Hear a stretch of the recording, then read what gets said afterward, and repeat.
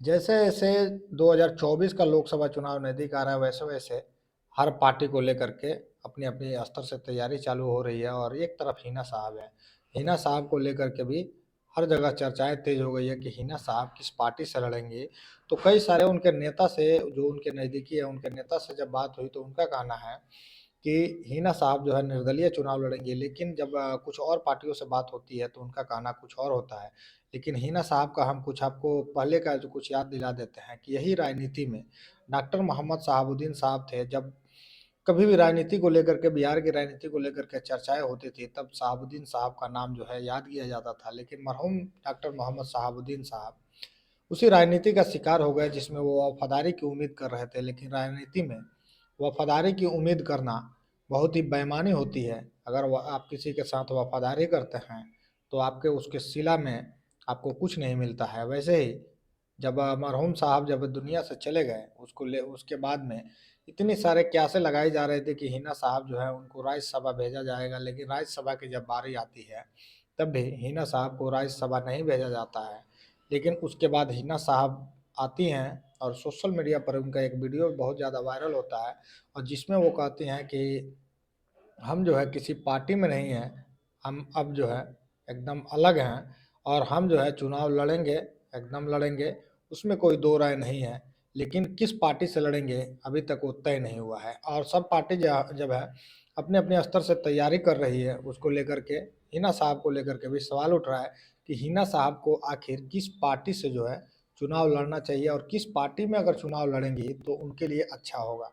एक तरफ जन सुराज की जो टीम है, प्रशांत किशोर, उनसे हमारी बात हुई तो उन्होंने कहा कि हम भी अपने स्तर से हिना साहब को मनाने में लगे हैं कि हिना साहब अगर हमारी पार्टी ज्वाइन कर लेती हैं तो हमारे पार्टी में आकर के चुनाव लड़ेंगे। उसके अलावा जब लोजपा पार्टी से भी उनकी बात चल रही थी, जब उनके जो रामविलास पासवान हैं उनके लड़के चिराग पासवान उनके घर पे आए हुए थे मिलने के लिए, उसके बाद में भी एक चर्चा तेज हुई थी कि क्या हिना साहब जो हैं उस पार्टी में जाएंगे और उस पार्टी से जाकर चुनाव लड़ेंगे। लेकिन उसके बाद भी कुछ नहीं हुआ। लेकिन चुनाव में महज 2 से 3 महीने बच गए हैं। राम मंदिर का मुद्दा आप देख रहे होंगे कि कितना जोरों शोरों पर पकड़ा हुआ है, और एक तरफ जो है राहुल गांधी है भारत जोड़ो यात्रा में लगे हैं, और नीतीश कुमार और लालू प्रसाद यादव, ये दो पार्टी की अगर बात करें तो दोनों लोग जो हैं बिहार में 40 लोकसभा सीट हैं, और इनकी जो तैयारी है 14-14 लोकसभा सीटों पे जो है चुनाव लड़ने की तैयारी है। और ये लोग भी सीट बंटवारे को लेकर के आप देख रहे होंगे तमाम प्लेटफॉर्मों पे खबरें ये चलती है कि नीतीश कुमार जी अब बीजेपी में चले जाएंगे तो तब बीजेपी में चले जाएंगे। लेकिन नीतीश कुमार जी अभी तक लालू प्रसाद यादव के साथ में जुड़े हुए हैं। और हिना साहब को लेकर के जब तेजस्वी यादव जब आए हुए थे गोपालगंज में, जब उनसे पत्रकारों ने बात किया तब वो कह रहे थे कि भाई हम विकास की बात करते हैं, हम वो सब बात नहीं करते हैं। लेकिन हम आपको बता दें कि 2024 के चुनाव में, लोकसभा का चुनाव आएगा, उसमें पूरे जो उनके वोटर हैं हिना साहब के, सभी ने कमर कस लिया है कि इस बार जो है राजनीतिक पार्टियों को सबक सिखाना है। और इस बार तो हमको अच्छे से सबक सिखाना है ताकि उनके भी जो कर्म कांड है वो भी बाहर आएंगे, और उनको भी याद आएगा कि डॉक्टर मोहम्मद शहाबुद्दीन साहब, जिन्होंने जिस पार्टी को खून से सींचा और मरते दम तक उन्होंने कहा कि हमारे नेता लालू प्रसाद यादव हैं, लेकिन लालू प्रसाद यादव ने उनके पत्नी को राज्यसभा नहीं भेजकर अपनी बेटी मीसा भारती को राज्यसभा भेजा।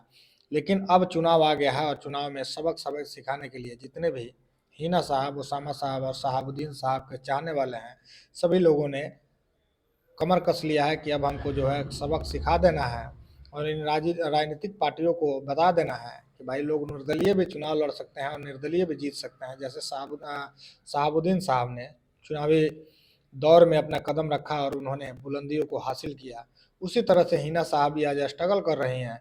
और उसको लेकर के एक असदुद्दीन ओवैसी की पार्टी है AIMIM, जब उनके नेता से बात होती है तो उनका भी कहना रहता है कि भाई देखिए हम तो अपने स्तर से कोशिश करते हैं कि हिना साहब हमारी पार्टी में आ जाएंगे, और हमारी पार्टी में आएंगे तो हमारी पार्टी को भी मजबूती मिलेगी। हम भी बिहार में अपनी पार्टी का विस्तार कर रहे हैं, और हिना साहब अगर चाहती हैं तो हम उनको जो है चुनाव जीतने में पूरी मदद करेंगे। और आपको याद होगा कि MIM पार्टी के जो असदुद्दीन ओवैसी साहब हैं, लगातार मुसलमानों और दलित तबके के जो लोग हैं उनकी आवाज़ों को बुलंद करने का काम करते हैं, उनके सवालों का सवाल वो जा करके सदन में उठाते हैं। 2024 के चुनाव में भी एक तैयारी उनकी चल रही है कि 10 लोकसभा सीटों पर वो चुनाव लड़ेंगे। जिसमें जो है किशनगंज से भी है, गोपालगंज भी जिसमें शामिल है, सिवान भी शामिल है। तो यहाँ पे क्या से ये लगाया जा रहा है कि हिना साहब जो है, हिना साहब हो सकता है कि एमआईएम पार्टी से चुनाव लड़ सकती हैं, और वो भी उन लोगों का कहना है जो एमआईएम पार्टी के जो नेता हैं उन लोगों से जब हमारी बात होती है तो उन लोगों का कहना ये होता है कि देखिए, अगर वो आती हैं तो हम लोग बहुत सारे ऐसे मुस्लिम बहुल क्षेत्र हैं जहाँ से हम उनको चुनाव जो है जीतने में मदद कर सकते हैं, लेकिन बशर्ते वो हमारी पार्टी में आती हैं, हमारी पार्टी को अगर ज्वाइन करती हैं तो। लेकिन हिना साहब अभी तक कोई बयान नहीं दिए हैं, और उनको लेकर के ओसामा साहब भी जब जेल से बाहर निकले थे तो हुजूम जो है, लाखों की तादाद में उनके कार्यकर्ता पहुंचे थे, उनके चाहने वाले पहुंचे थे, और जब वो गाड़ी में बैठे तो एकदम हुजूम जो है, ओसामा साहब जिंदाबाद और शहाबुद्दीन साहब जिंदाबाद के नारों से जब गूंजने लगा, तो वो भी तैयारियों में लग गए कि भाई हम अंदर बैठे हैं, हमारे कार्यकर्ता हमारे ही नारे लगा रहे हैं। तो बाहर आ गए और उस भीड़ में शामिल होकर के लोगों के कदम से कदम मिलाकर चलने का काम किए। खैर 2024 का चुनाव में, लोकसभा का चुनाव में अभी 2-3 महीने बाकी है।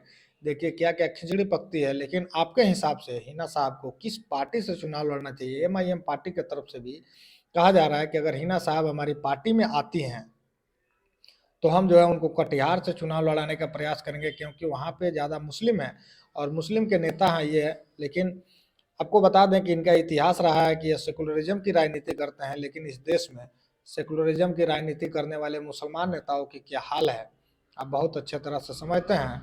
और हिना साहब को भी कुछ लोगों का ये भी कहना है, जो राजनीतिक विशेषज्ञ हैं उनका कहना है कि हिना साहब को भी अब चाहिए कि जिस पार्टी में उनको सम्मान मिल रहा है और जिस पार्टी में लग रहा है कि हाँ इस पार्टी में हम जाएंगे तो राजनीतिक तौर पे मजबूत होंगे, उस पार्टी को उनको ज्वाइन कर लेना चाहिए। और 2024 में लोगों को सबक सिखाना चाहिए कि हम भी किसी के मोहताज नहीं हैं। आज हमारे साथ जो हुआ है हम उसका बदला तो आज नहीं तो कल लेकर ही रहेंगे।